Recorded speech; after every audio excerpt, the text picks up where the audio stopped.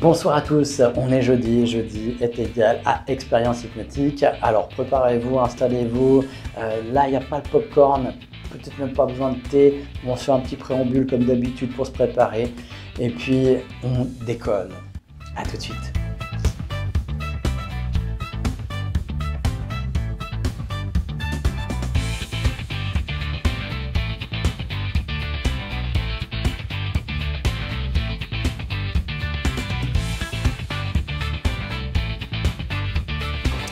Bonsoir les amis, j'espère que vous passez un bel été.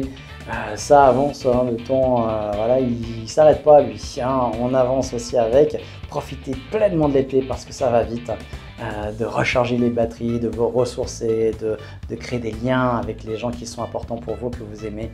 Et puis voilà, c'est l'occasion aussi de nous retrouver. Nous on tient aussi, même malgré l'été, les vacances, les départs, parce que peut-être que vous avez du plaisir à me suivre aussi quand vous êtes en vacances. Alors, on parlait de la communication avec son inconscient. Eh bien, l'hypnose, c'est une technique, une pratique qui permet vraiment pleinement cette communication avec son inconscient. Souvent, on pense, les gens qui pensent que l'inconscient a toujours raison, que c'est en lui qui réside tous les pouvoirs, qu'il faut le suivre aveuglément. Eh bien, vous avez compris dans mon discours que c'est pas du tout ce que je pense. Je pense qu'il faut l'écouter. Mais je ne pense pas qu'il ait toujours raison. La preuve, c'est qu'un phobique, par exemple, c'est pas déclenché par le conscient. Il ne désire pas être phobique d'une petite araignée au coin d'une porte, au coin d'un mur. Non. Il a beau se dire, c'est ridicule d'avoir peur d'une petite araignée parce que ce n'est pas la petite bête qui mange la grande, mais ça n'empêche pas d'avoir toute une panoplie de symptômes qui se déclenchent dans son corps. Et donc tout ça, il ne le fait pas exprès, donc c'est inconscient, et pourtant il essaye de le traiter avec le conscient et ça ne marche pas. Et donc on voit bien que l'inconscient ici n'a pas raison de déclencher tous ces symptômes face à une petite araignée inoffensive. Et donc, mais il le fait quand même. Par contre, voilà, il faut l'écouter, il faut écouter le message. Le message, il est là, on ne peut pas le nier. Il y a les facteurs, parce que plus on essaye de le nier, eh bien, plus le corps va réagir, parce qu'il a besoin d'être écouté. Un messager, eh bien, il délivre un message, c'est tout. Ce n'est pas le messager qui est méchant s'il vient déposer un message qui est désagréable. C'est le message qui est désagréable. Donc l'inconscient, lui, il n'est pas agréable ou désagréable, il vient délivrer un message, une revendication, peut-être un besoin. Et comme on n'a jamais appris quel langage il avait et ouvrir la porte, rentrer en connexion avec lui, ce qui est bien dommage parce qu'on aurait pu le faire à l'école, ça aurait été tellement précieux. Rassurez-vous, il n'y a pratiquement aucun prof enseignant qui sait le faire. C'est des pratiques qui sont liées à la connaissance de soi, à son cerveau, à la neuroscience. Ce qui est dommage pour des enseignants de jamais faire de neurosciences dans leur cursus. D'ailleurs, je fais que le relever, hein. Je dis ça, je dis rien. Mais quand on travaille sur l'enseignement, on enseigne et on apprend avec quoi? Le cerveau. Et pourtant, aucune notion de neurosciences. C'est bien dommage, bien dommage. Voilà. Donc, communiquer avec son inconscient, ça va nous permettre bien justement d'éviter que l'inconscient parle sur d'autres niveaux comme les douleurs, les accidents, actes manqués et la maladie. Et donc, plus on va être en lien avec son inconscient, moins on aura de risque de tomber malade d'une manière ou d'une autre.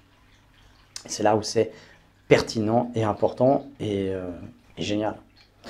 Alors sur ce, je donne toujours mes cours d'auto-hypnose, 6 et 7 septembre, le prochain, donc inscrivez-vous, il se remplit très vite. Et puis c'est l'occasion justement d'apprendre ça en direct, en présence, sur un week-end, le week-end du 6 et 7 septembre, communiquer avec son inconscient. Et puis, il y a aussi coaching mental. Là, alors vous avez l'auto-hypnose, vous pouvez aussi le suivre en ligne.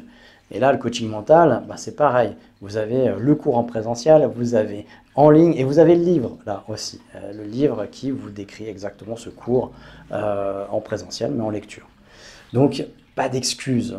Les gens qui ne savent pas, peut-être ils n'ont jamais entendu parler, et vous me découvrez, creusez un petit peu et vous verrez que ce n'est pas des choses nouvelles. Ça a plus de 40 ans, l'hypnose moderne. L'ancienne hypnose, ça a plus de 200 ans. Et donc, voilà, j'ai l'impression des fois qu'il y a des gens qui se disent, ouais, mais c'est tout nouveau ça vient de sortir. Non, pas du tout. Et on n'est pas obligé de se maintenir dans un état d'ignorance. Ça veut dire que aussi vous avez des gens autour de vous qui n'ont peut-être jamais entendu parler de ça. Eh ben, partagez, échangez, likez cette vidéo, partagez-leur. Ouais, des fois je suis un peu, pas découragé, mais presque, de me dire que 40 ans plus tard, quand je demande qui connaît la PNL, il y a encore des gens qui lèvent la main, qui connaissent pas la PNL. C'est fou quand même.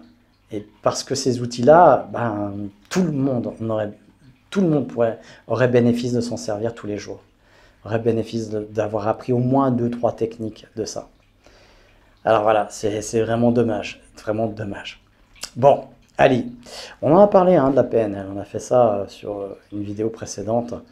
Voilà, vous avez peut-être mis un peu le pied dedans. Et si vous me découvrez, regardez les vidéos précédentes, on en parle. On en parle. Chaque semaine, on se retrouve pour ce café hypnose le mardi et puis l'expérience hypnotique du jeudi. Alors, on y va? Vous êtes prêts? Allez, on va aller communiquer avec son inconscient. Pour ça, vous allez juste prendre quelques bonnes respirations, trouver une position qui vous est confortable, mais pas trop. Et puis vous avez pris soin de déconnecter toutes les distractions possibles. Voilà, et puis de retrouver juste les connexions au corps, vous avec vous-même, la respiration.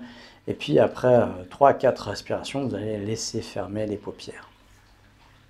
Et voilà, quand elles sont fermées, c'est signal, vous le saviez très bien, de rentrer à quelque part à l'intérieur de soi, dans un espace un peu différent, où, je sais pas, la respiration devient plus calme et régulière encore, où il y a une émotion qui peut surgir, où il y a quelques sensations du corps qui peuvent apparaître, ou peut-être même un relâchement, tout simplement, du corps. Il n'est pas indispensable de se détendre tout de suite, mais elle pourrait s'installer au fur et à mesure de cette expérience.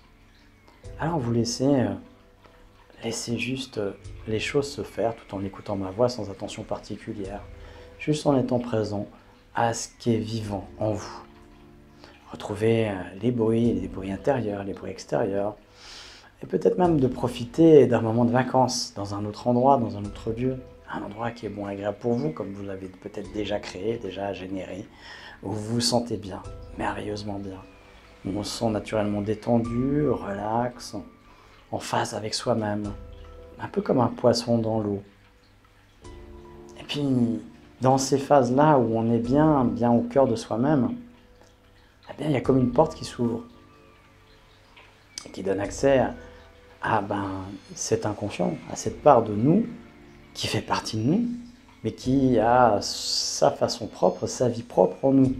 Celle qui gère tous les automatismes, le vivant en nous, tout ce qui est de l'homéostasie. Et on rentre en contact direct avec cette partie-là. Et des fois, quand on ouvre la porte, il y a des émotions qui peuvent surgir. Et très souvent ça en cabinet. La personne, dès que tout à coup, il y a une émotion qui la submerge.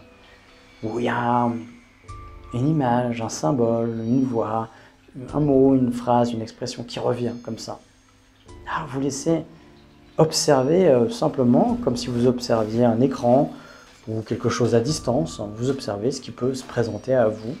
Et peut-être c'est juste rien, peut-être c'est juste de la tranquillité, du vide, de la sérénité ou de l'absence de toute chose. Une espèce de silence intérieur comme ça. Parfois pas, c'est de l'agitation, c'est tout à coup le vivant, quelque chose qui nous presse. Alors, si c'est quelque chose qui vous presse, observez ça à distance aussi. Ne vous laissez pas happer ou prendre dedans. Regardez ça comme si vous regardiez un film. Quelque chose qui passe devant vous. Comme une attraction, un carrousel à la fête foraine. Et prenez en compte juste ce qui se passe. Et là, il y aura 2 choses qui vont se passer dans votre tête si on fait le silence. Si moi je me tais. Eh bien, il y aura 2 choses. La première, c'est dépenser un peu du nettoyage du disque dur. On va laisser la parole, l'inconscient s'exprimer. Alors des fois, comme on lui laisse la parole, c'est comme on tend le micro à quelqu'un qui arrête pas de piaffer pour parler. On tend le micro, il est là, il se retrouve, il n'a plus rien à dire. Ça c'est génial.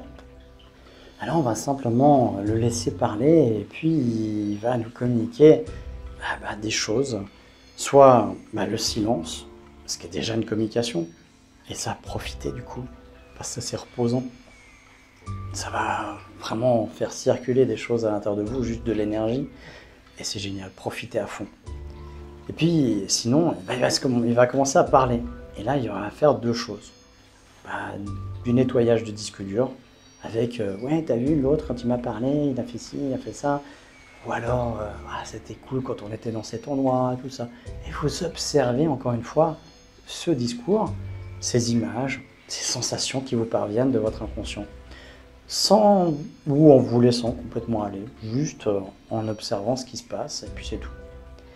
Et puis parfois, il y aura un truc qui va venir spontanément, peut-être même interrompre la première communication, qui va vous dire « Ah, mais il faut que je pense à rappeler tel et tel, ou il faut que je fasse ça après, il faut... » Et puis il y a plein de to-do list qui vont apparaître. Alors pour l'instant, les to-do list, vous allez les laisser un peu de côté.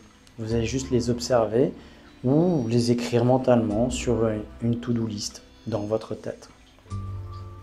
Quand elle apparaît, vous l'écrivez, juste, voilà, rappeler tel et tel, dans votre tête, avec le bullet point. Et puis voilà. Et puis vous laissez l'inconscient s'exprimer. Et peut-être que vous allez aussi avoir besoin de parler à votre inconscient, de lui dire quelque chose. Alors on va le voir juste après. Pour l'instant, je vous laisse recevoir les messages, comme ça, tranquillement. Et c'est quelque chose que vous pourrez refaire aussi plus tard. Et on va prendre quelques messages comme ça, c'est tout. Quelques messages qui sont importants. On va même demander à l'inconscient, vas-y, transmets maintenant que les messages qui sont importants, principalement maintenant les messages importants. Afin qu'ils soient traités. Si c'est important pour toi, inconscient, transmets le message maintenant.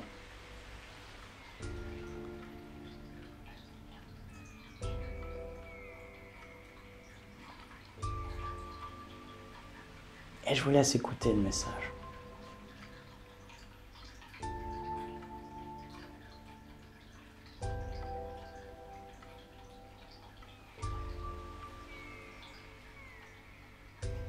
Voilà. Et puis après, vous allez, vous, peut-être avoir besoin de lui dire quelque chose que vous aimeriez faire, que vous aimeriez qu'il vous accompagne dans la vie de tous les jours. Alors vous allez vous en faire une représentation imaginaire.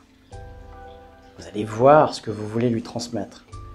Vous allez lui dire ce que vous voulez lui transmettre.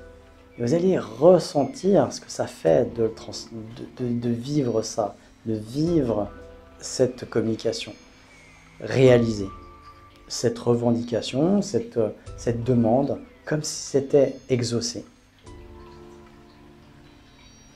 Et vous pouvez même vous aider du symbole. Par exemple, si je lui demande de générer plus d'énergie à l'intérieur de moi, je vais lui demander de me donner plus d'énergie. Pour ça, je vais utiliser, un symbole pour moi de l'énergie, c'est le soleil. Alors, je vais rentrer à l'intérieur du soleil et je vais aller ressentir ce que ça fait quand je suis dans le soleil et plein d'énergie. Et c'est comme ça que je communique avec lui, ce que je veux. Parce que l'imaginaire, c'est son langage à lui. C'est une partie des 3 parties de langage avec lui. Et une fois que vous avez fait ça, vous pouvez déjà ressentir ce que ça fait à l'intérieur de vous. Parce qu'il le génère immédiatement.